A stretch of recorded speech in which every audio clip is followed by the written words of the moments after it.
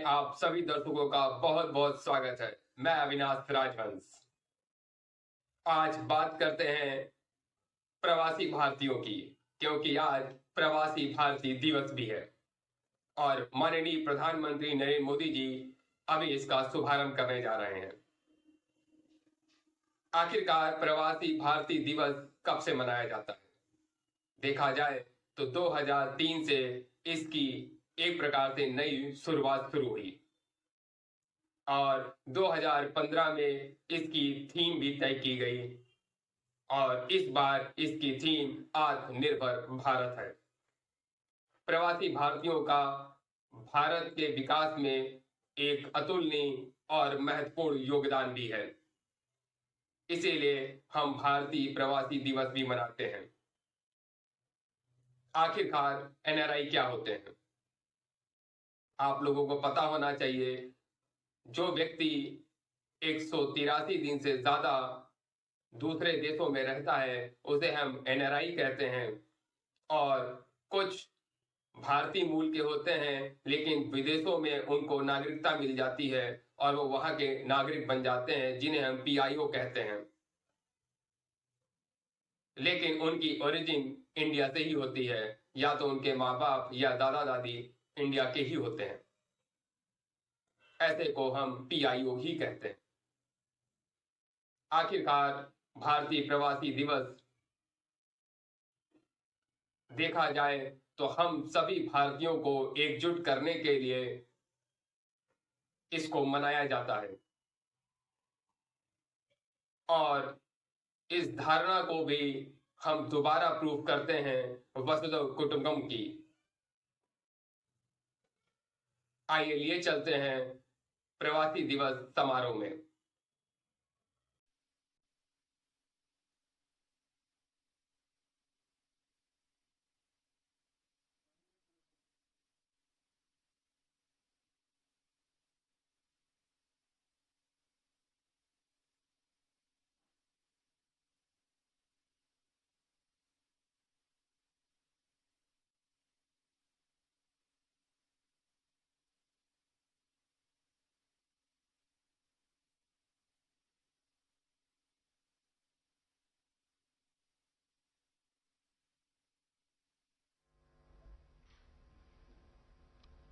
नमस्कार माननीय प्रधानमंत्री जी। Ladies and gentlemen, it is my honor and privilege to request Honorable Prime Minister of India, Shri Narendra Modi ji, to kindly address our distinguished guests. नमस्कार। देश विदेश में बसे मेरे सभी भारतीय भाइयों और बहनों, नमस्कार। आप सभी को 2021 की बहुत बहुत शुभकामनाएं। आज दुनिया के कोने कोने से हमें भले ही इंटरनेट से जोड़ा है, लेकिन हम सभी का मन हमेशा से मां भारती से जुड़ा है, एक दूसरे के प्रति अपनत्व से जुड़ा है। फ्रेंड्स, दुनिया भर में मां भारती का गौरव बढ़ाने वाले आप सभी साथियों को हर साल प्रवासी भारतीय सम्मान देने की परंपरा है। भारत रत्न स्वर्गीय अटल बिहारी वाजपेयी जी के मार्गदर्शन में जो यात्रा शुरू हुई, उसमें अभी तक 60 अलग अलग देशों में रहे करीब 240 महानुभावों को ये सम्मान दिया जा चुका है। इस बार भी इसकी घोषणा की जाएगी। इसी तरह दुनिया भर से हजारों साथियों ने भारत को जानिए क्विज कंपटीशन में हिस्सा लिया है। ये संख्या बताती है कि जड़ से दूर भले हो जाएं, लेकिन नई पीढ़ी का जुड़ाव उतना ही बढ़ रहा है। इस क्विज के 15 विजेता भी आज इस वर्चुअल समारोह में हमारे बीच मौजूद है। मैं सभी विजेताओं को बधाई देता हूं, शुभकामनाएं देता हूं और साथ साथ इस क्विज कंपटीशन में हिस्सा लेने वाले सभी अभिनंदन के अधिकारी हैं। और मेरा इस क्विज कंपटीशन में हिस्सा लेने वाले सबसे आग्रह है कि आप तय करिए कि अगली बार जब क्विज कंपटीशन होगी तब आपके प्रयत्न से 10 और नए लोग इसमें जुड़ेंगे। ये चेन चलनी चाहिए, चेन बढ़नी चाहिए, लोगों को जोड़ना चाहिए। कई विदेश के लोग भारत में पढ़ने के लिए आते हैं, पढ़ करके अपने देशों में जाते हैं। उनको भी आग्रह करना चाहिए कि वे भी जो भारत में कभी पढ़ाई करके गए हैं, वे भी क्विज कंपटीशन में जुड़े और क्विज कंपटीशन के एम्बेसडर बने। क्योंकि विश्व में भारत की पहचान बनाने के लिए, नई पीढ़ी को भारत को जानने की जिज्ञासा जगाने के लिए एक टेक्नोलॉजी ड्रिवन बहुत सरल उपाय है। और इसलिए मेरा आग्रह रहेगा कि आप सब इस बात को आगे बढ़ाइए। फ्रेंड्स, बीता साल हम सभी के लिए बहुत चुनौतियों का साल रहा है, लेकिन इन चुनौतियों के बीच विश्व भर में फैले हमारे इंडियन डायस्पोरा ने जिस तरह कार्य किया है, अपना कर्तव्य निभाया है, वो भारत के लिए भी गर्व की बात है। यही तो हमारी परंपरा है, यही तो इस मिट्टी के संस्कार है। इस जगह से सोशल और पॉलिटिकल लीडरशिप के लिए दुनिया भर में भारतीय मूल के साथियों पर भरोसा और मजबूत हो रहा है।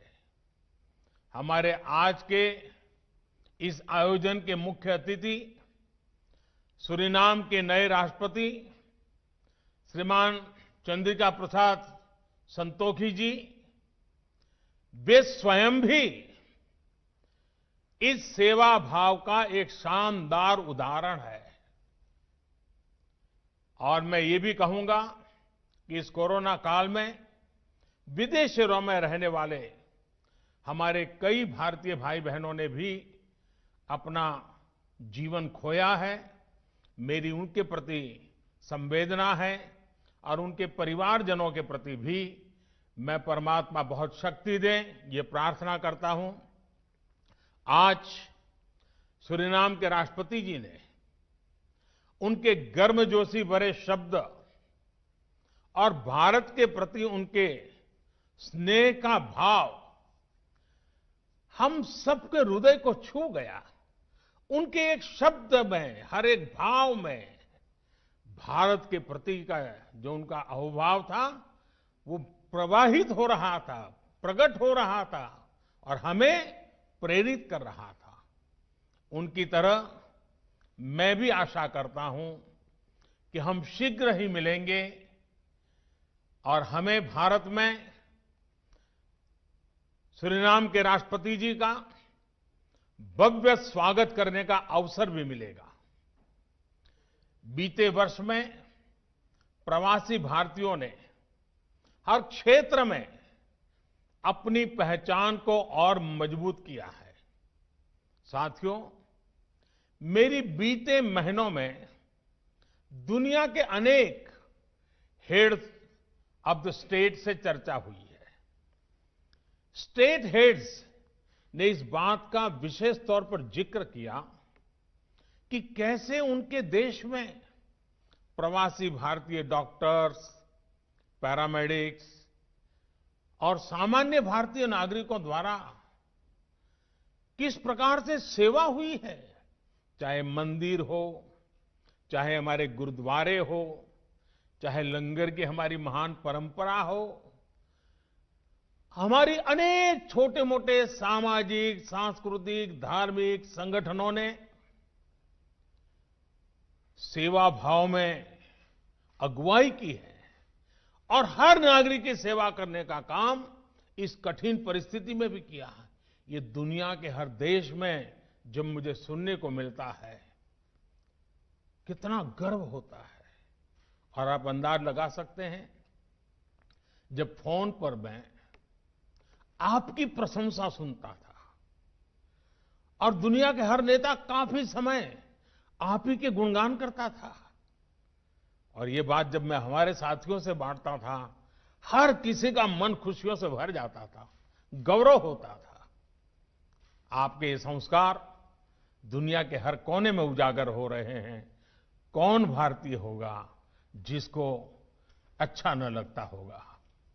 आप सभी ने जहां आप रह रहे हैं वहां ही नहीं, बल्कि भारत की कोविड से चल रही लड़ाई में भी हर प्रकार से सहयोग किया है।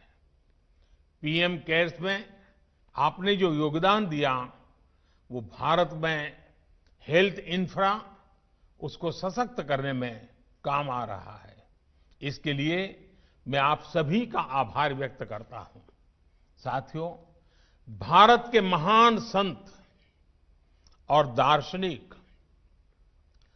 संत तिरुवल्लुवर ने दुनिया के सबसे प्राचीनतम भाषा, और ये हम गर्व से कहना चाहिए, दुनिया की सबसे प्राचीनतम भाषा तमिल, उस तमिल भाषा में संत तिरुवल्लुवर जी ने कहा है, केयडरियाक केट्ट इड्डुतम वंड्रगुंडा नांडेनप नाटिन तलई। इसका भाव है कि दुनिया की सर्वश्रेष्ठ भूमि वो है जो अपने विरोधियों से बुराइयां नहीं सीखती, और जो अगर कभी कष्ट में भी आई तो दूसरों के कल्याण में कोई कमी नहीं करती। साथियों, आप सबने इस मंत्र को जी करके दिखाया है। हमारे भारत की हमेशा यही विशेषता रही है। शांति का समय हो या संकट का, हम भारतीयों ने हर परिस्थिति का हमेशा डट करके मुकाबला किया है। इस वजह से इस महान भूमि को लेकर एक अलग व्यवहार हमने देखा है। जब भारत ने कॉलोनियलिज्म के विरुद्ध मोर्चा खोला तो दुनिया के अनेक देशों में आजादी के संघर्ष के लिए ये प्रेरणा बन गया।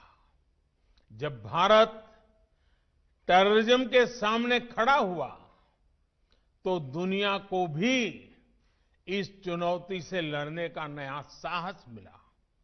साथियों, भारत आज करप्शन को खत्म करने के लिए टेक्नोलॉजी का ज्यादा से ज्यादा इस्तेमाल कर रहा है।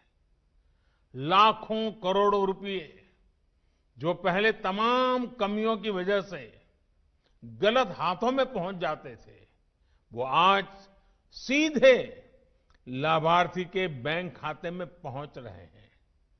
आपने देखा होगा, भारत ने जो नई व्यवस्थाएं विकसित की हैं, उनकी कोरोना के इस समय में वैश्विक संस्थाओं ने भी भूरी भूरी प्रशंसा की है।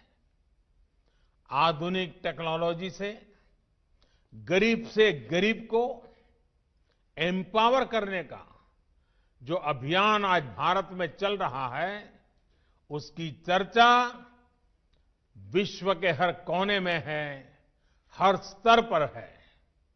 भाइयों और बहनों, हमने दिखाया है कि रिन्यूएबल एनर्जी के मामले में डेवलपिंग वर्ल्ड का कोई देश भी लीड ले सकता है।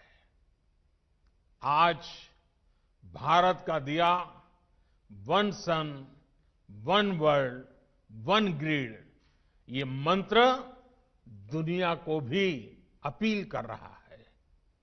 साथियों, भारत का इतिहास गवाह है कि भारत के सामर्थ्य, भारतीयों के सामर्थ्य को लेकर जब भी किसी ने आशंका जताई, सारी आशंकाएं गलत साबित हुई है। गुलामी के दौरान विदेश में बड़े बड़े विद्वान कहते थे कि भारत आजाद नहीं हो सकता क्योंकि ये तो बहुत बटा हुआ है। वो आशंकाएं गलत साबित हुई और हमने आजादी पाई। साथियों, जब भारत को आजादी मिली तो ये भी कहा गया कि इतना गरीब और इतना कम पढ़ा भारत, कम पढ़ा लिखा भारत, ये भारत तो टूट जाएगा, बिखर जाएगा, डेमोक्रेसी तो यहां असंभव है। आज की सच्चाई यही है कि भारत एकजुट भी है और दुनिया में डेमोक्रेसी अगर सबसे मजबूत है, वाइब्रेंट है, जीवंत है, तो वो भारत ही है। भाइयों और बहनों, आजादी के बाद ही दशकों तक ये नैरेटिव भी चला कि भारत गरीब, अशिक्षित है, इसलिए साइंस और टेक्नोलॉजी में इन्वेस्टमेंट की संभावनाएं कम आंकी गई। आज भारत का स्पेस प्रोग्राम, हमारा टेक स्टार्टअप इकोसिस्टम दुनिया में अग्रणी है। कोविड की चुनौती के साल में भी कई नए यूनिकॉर्न्स और सैकड़ों नए टेक स्टार्टअप्स भारत से ही निकल करके आए हैं। फ्रेंड्स, पैंडेमिक के इस दौर में भारत ने फिर दिखा दिया कि हमारा सामर्थ्य क्या है, हमारी क्षमता क्या है। इतना बड़ा देश, डेमोक्रेटिक देश, जिस एकजुटता के साथ खड़ा हुआ, उसकी मिसाल दुनिया में नहीं है। पीपीई किट्स हो, मास्क हो, वेंटिलेटर्स हो, टेस्टिंग किट्स हो, ये सब भारत बाहर से ही मंगाता था। आज इस कोरोना कालखंड में ही उसने अपनी ताकत बढ़ाई और आज भारत न सिर्फ इनमें सेल्फ रिलायंट बना है, बल्कि इनमें से कई प्रोडक्ट्स का एक्सपोर्ट भी करने लगा है। आज भारत दुनिया के सबसे कम फैटेलिटी रेट और सबसे तेज रिकवरी रेट, उन देशों में भारत एक है। आज भारत एक नहीं बल्कि 2 made in India corona vaccine के साथ मानवता की सुरक्षा के लिए तैयार है। दुनिया की फार्मेसी होने के नाते दुनिया के हर जरूरतमंद तक जरूरी दवाएं पहुंचाने का काम भारत ने पहले भी किया है और आज भी कर रहा है। दुनिया आज सिर्फ भारत की वैक्सीन का इंतजार ही नहीं कर रही, बल्कि दुनिया का सबसे बड़ा वैक्सीनेशन प्रोग्राम भारत कैसे चलाता है, इस पर भी नजरें हैं। साथियों, इस वैश्विक महामारी के दौरान भारत ने जो सीखा है, वही अब आत्मनिर्भर भारत अभियान की प्रेरणा बन गया है। हमारे यहां कहा गया है, शतहस्त समाह, शतहस्त समाह सहस्त्रहस्त समकिर, यानी सैकड़ों हाथों से अर्जन करो लेकिन हजारों हाथों से बांटो। भारत की आत्मनिर्भरता के पीछे का भाव भी यही है। करोड़ों भारतीयों के परिश्रम से जो प्रोडक्ट्स भारत में बनेंगे, जो सॉल्यूशंस भारत में तैयार होंगे, उससे पूरी दुनिया का लाभ होगा। दुनिया इस बात को कभी नहीं भूल सकती है कि जब Y2K समय भारत की भूमिका क्या रही, भारत ने किस प्रकार से दुनिया को चिंता मुक्त किया था, इस मुश्किल में भी हमारी फार्मा इंडस्ट्री का रोल ये दिखाता है कि भारत जिस भी क्षेत्र में समर्थ होता है, उसका लाभ पूरी दुनिया तक पहुंचता है। साथियों, आज पूरी दुनिया को अगर भारत पर इतना ज्यादा ट्रस्ट है, तो इसमें आप सब प्रवासी भारतीयों का भी बहुत बड़ा योगदान है। आप जहां भी गए, भारत को, भारतीयता को साथ लेकर के गए। आप भारतीयता को जीते रहे। आप भारतीयता से लोगों को जगाते भी रहे हैं।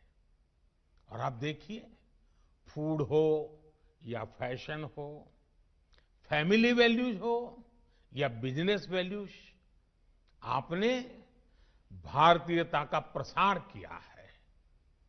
मेरा ये हमेशा से मानना रहा है कि भारत का कल्चर अगर दुनिया भर में लोकप्रिय हुआ है, तो मैगजीन्स, कुक बुक्स या मैनुअल से ज्यादा आप सभी के जीवन के कारण, आप सभी के आचरण के कारण, आप सभी के व्यवहार के कारण ये सब संभव हुआ है। भारत ने कभी भी कुछ भी दुनिया पर न थोपा है, न थोपने की कोशिश की है, न कभी थोपने का सोचा है। बल्कि दुनिया में आप सभी ने भारत के लिए एक जिज्ञासा पैदा की, एक इंटरेस्ट पैदा किया है। भले वो कौतुक से शुरू हुआ हो, लेकिन वो कन्विक्शन तक पहुंचा है। आज जब भारत आत्मनिर्भर बनने के लिए आगे बढ़ रहा है, तो यहां भी ब्रांड इंडिया की पहचान को मजबूत बनाने में आपका रोल अहम है। जब आप मेड इन इंडिया प्रोडक्ट्स का ज्यादा से ज्यादा यूज करेंगे, तो आपके इर्द गिर्द रहने वालों में भी इनको लेकर विश्वास बढ़ेगा। आपके कलीग्स को, आपके दोस्तों को जब आप made in India products use करते हुए देखेंगे, तो क्या आपको इस पर गर्व नहीं होगा? टी से लेकर टेक्सटाइल और थेरेपी तक, ये कुछ भी हो सकता है। मैं तो आनंद होता है जब आज खादी दुनिया में आकर्षण का केंद्र बन रही है। इससे आप भारत के एक्सपोर्ट का वॉल्यूम तो बढ़ाएंगे ही, साथ ही भारत की रीच डायवर्सिटी को भी दुनिया तक पहुंचाएंगे। सबसे बड़ी बात, आत्मनिर्भर भारत अभियान के तहत आप दुनिया के गरीब से गरीब तक अफोर्डेबल और क्वालिटी सॉल्यूशन पहुंचाने का जरिया बनेंगे। फ्रेंड्स, भारत में इन्वेस्टमेंट हो या फिर बड़ी मात्रा में रेमिटेंसेस का कंट्रीब्यूशन, आपका योगदान अतुलनीय रहा है। आपकी एक्सपर्टाइज, आपके इन्वेस्टमेंट, आपके नेटवर्क्स, आपके अनुभव का लाभ हर भारतीय, पूरा हिंदुस्तान हमेशा हमेशा के लिए गौरव भी करता है और आपके लाभ के लिए वो हमेशा आतुर भी रहता है। इसके लिए हर जरूरी कदम उठाए भी जा रहे हैं ताकि आपको भी अवसर मिले और यहाँ की अपेक्षाएं भी पूरी हो। आप में से काफी लोग जानते हैं कि कुछ सप्ताह पहले ही पहली बार वैश्विक भारतीय वैज्ञानिक समिट, शॉर्ट फॉर्म में उसे कहा गया वैभव का आयोजन किया था। इस सम्मेलन में 70 देशों के 25,000 से ज्यादा साइंटिस्ट और एक्सपर्ट ने करीब 750 घंटों तक चर्चा की और इससे 80 सब्जेक्ट्स पर करीब 100 रिपोर्ट्स निकली, जो कई क्षेत्रों में टेक्नोलॉजी और सिस्टम के विकास में काम आने वाली है। ये संवाद अब ऐसे ही जारी रहेगा। इसके अलावा बीते इन महीनों में भारत ने एजुकेशन से लेकर एंटरप्राइज तक सार्थक बदलाव के लिए स्ट्रक्चरल रिफॉर्म्स किए हैं। इसमें आपके इन्वेस्टमेंट के लिए अपॉर्चुनिटीज का विस्तार हुआ है। मैन्युफैक्चरिंग को प्रमोट करने के लिए प्रोडक्शन लिंक सब्सिडी स्कीम ये बहुत पॉपुलर हुई है और बहुत कम समय में बहुत पॉपुलर हुई है। आप भी इसका भरपूर लाभ उठा सकते हैं। साथियों, भारत सरकार हर समय हर पल आपके साथ आपके लिए खड़ी है। दुनिया भर में कोरोना लॉकडाउन से विदेशों में फंसे 45 लाख से ज्यादा भारतीयों को वंदे भारत मिशन के तहत रेस्क्यू किया गया। विदेशों में भारतीय समुदाय को समय पर सही मदद मिले, इसके लिए हर संभव प्रयास किए गए। पैंडेमिक के कारण विदेशों में भारतीयों के रोजगार सुरक्षित रहे, इसके लिए डिप्लोमेटिक स्तर पर हर संभव कोशिश की गई। गल्फ सहित अनेक देशों से लौटे साथियों के लिए skilled workers arrival database for employment support यानी स्वदेश नाम की नई पहल शुरू की गई। इस डाटाबेस का उद्देश्य वंदे भारत मिशन में लौट रहे वर्कर्स की स्किल मैपिंग करना और उन्हें भारतीय और विदेशी कंपनियों से जोड़ना है। इसी तरह दुनिया भर में भारतीय समुदाय के साथ बेहतर कनेक्टिविटी के लिए रिश्ता नाम का नया पोर्टल लॉन्च किया गया है। इस पोर्टल से मुश्किल समय में अपने समुदाय से कम्युनिकेट करना, उन तक तेजी से पहुंचना आसान होगा। इस पोर्टल से दुनिया भर के हमारे साथियों के एक्सपर्टाइज का भारत के विकास में उपयोग करने में भी बहुत मदद मिलेगी। साथियों, यहां से अब हम आजादी के 75वें साल की तरफ आगे बढ़ रहे हैं। अगला प्रवासी भारतीय दिवस आजादी के 75वें वर्ष के समारोह से भी जुड़ेगा। महात्मा गांधी, नेताजी सुभाष चंद्र बोस, स्वामी विवेकानंद ऐसे अनगिनत महान व्यक्तित्वों की प्रेरणा से दुनिया भर के भारतीय समुदाय ने आजादी में अहम भूमिका निभाई है। ऐसे में ये समय उन साथियों को, उन सेनानियों को भी याद करने का है जिन्होंने भारत से बाहर रहते हुए भारत की आजादी के लिए काम किया। मेरा विश्व भर में फैले हुए सभी भारतीय समुदाय के लोगों से, हमारे मिशन में बैठे हुए सभी लोगों से ये आग्रह रहेगा कि हम एक डिजिटल प्लेटफॉर्म तैयार करें, एक पोर्टल तैयार करें और उस पोर्टल में ऐसे प्रवासी भारतीयों का जिन्होंने आजादी के जंग में विशेष भूमिका निभाई है, उनकी सारी तथ्य आधारित चीजें उसमें रखी जाएं। जहां भी फोटो उपलब्ध है, फोटो रखी जाए। विश्व भर में कब किसने क्या किया, कैसे किया, इन बातों का उसमें वर्णन हो।